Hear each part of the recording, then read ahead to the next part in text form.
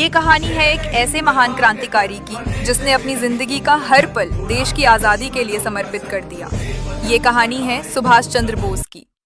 साल 1941 भारत अंग्रेजों की गुलामी में जकड़ा हुआ था और सुभाष चंद्र बोस अंग्रेज सरकार की नजरों में सबसे बड़े खतरे बन चुके थे।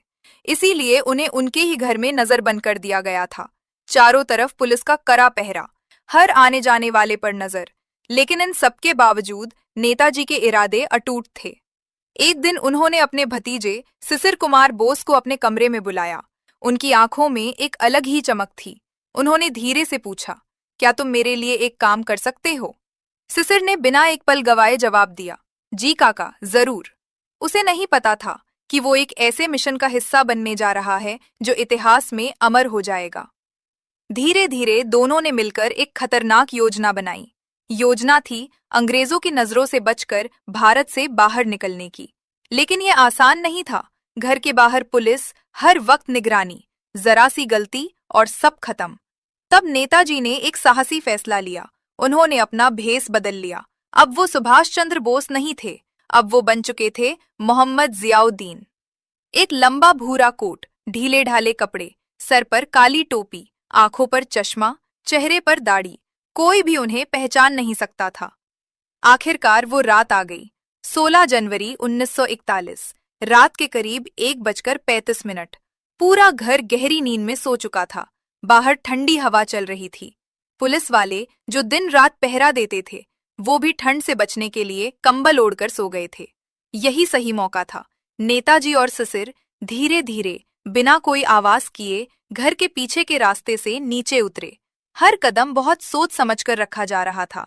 जरा सी आहट सब कुछ बिगाड़ सकती थी।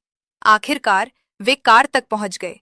सिसिर ने कार स्टार्ट की। इंजन की आवाज जैसे दिल की धड़कन को तेज कर रही थी। और फिर इतिहास की सबसे साहसी भागने की कहानी शुरू हुई।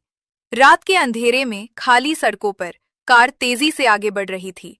उन्होंने कलकत्ता शहर को पीछे छोड़ दिया और हावड़ा ब्रिज पार किया। हर पल खतरा था, कहीं भी पुलिस रोक सकती थी। रास्ते में एक ऐसा पल भी आया जब कार अचानक बंद हो गई। दोनों के दिल की धड़कन जैसे रुक गई। लेकिन सिसिर ने हिम्मत नहीं हारी। कुछ कोशिशों के बाद कार फिर चालू हो गई और वे बिना रुके आगे बढ़ते गए। सुबह होने तक वे धनबाद के पास पहुंच चुके थे। दिन भर आराम करने के बाद रात में अगला कदम उठाया गया। अब मंजिल थी गोमो रेलवे स्टेशन। नेताजी अकेले जाना चाहते थे ताकि किसी पर शक न हो। लेकिन रास्ते में सिसिर ने उन्हें कार से स्टेशन तक छोड़ा।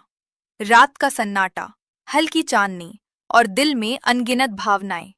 स्टेशन पर पहुंचकर नेताजी ने सिसिर की ओर देखा और शांत आवाज में कहा, अब मैं जा रहा हूं, तुम वापस जाओ।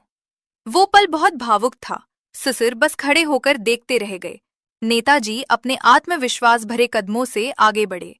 सीढ़ियां चढ़ी, ओवरब्रिज पार किया और धीरे धीरे अंधेरे में खो गए। कुछ ही देर बाद ट्रेन ने सीटी दी, पहिए घूमने लगे और वो ट्रेन नेताजी को लेकर दूर निकल गई। उस रात सिर्फ एक इंसान नहीं गया था, बल्कि शुरू हुआ था आजादी की लड़ाई का एक नया अध्याय।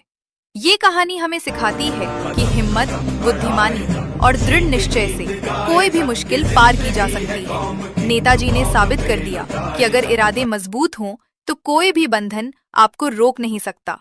जय हिंद।